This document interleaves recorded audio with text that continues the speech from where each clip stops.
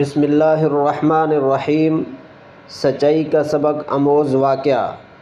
کم عمری کے زمانے میں پیران پیر حضرت شیخ عبد القادر جیلانی رحمۃ اللہ علیہ تعلیم و تربیت کے لیے قافلہ والوں کے ساتھ بغداد جا رہے تھے اور والدہ محترمہ نے بوقت الوداع 40 دینار دیے تھے اور وصیت کی تھی کہ بیٹا جھوٹ نہیں بولنا۔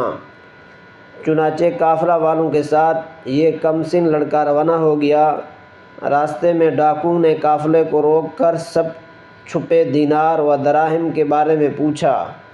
سب نے جھوٹ بولا تاکہ کسی طرح رقم بچ جائے، لیکن جب تلاشی لی گئی تو رقم مل گئی اور جھوٹ بولنے پر سب کی پٹائی کی گئی۔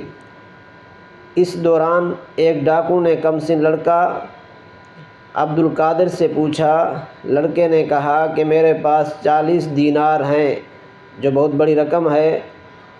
ڈاکو کو یقین نہ آیا، اس لیے اسے پکڑ کر افسر کے پاس لے گئے۔ افسر نے بھی وہی سوال پوچھا تو عبد القادر نے پھر وہی جواب دہرایا۔ افسر نے کہا کہ پیسہ نکالو، تو عبد القادر نے نکال کر پیسے دے دیے۔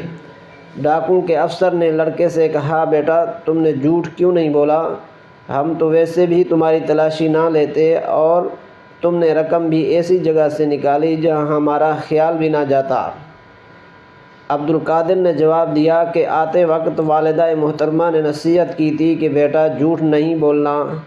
اس جواب سے ڈاکو کے آنسو رواں ہو گئے اور کہنے لگے کہ ایک چھوٹا لڑکا اپنی والدہ کا کس طرح اطاعت گزار ہے، لیکن ہم محسن اعظم اور منعم اعلیٰ رب ذوالجلال کی نافرمانی میں مصروف ہیں۔ یہ کہہ کر سب نے توبہ کی اور لوٹی ہوئی رقم واپس کر دی۔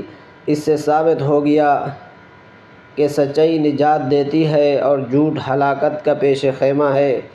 یہی عبد القادر بعد میں پیران پیر و دستگیر محبوب ربانی فیض سبحانی غوث الثقلین کے لقب سے مشہور ہوئے۔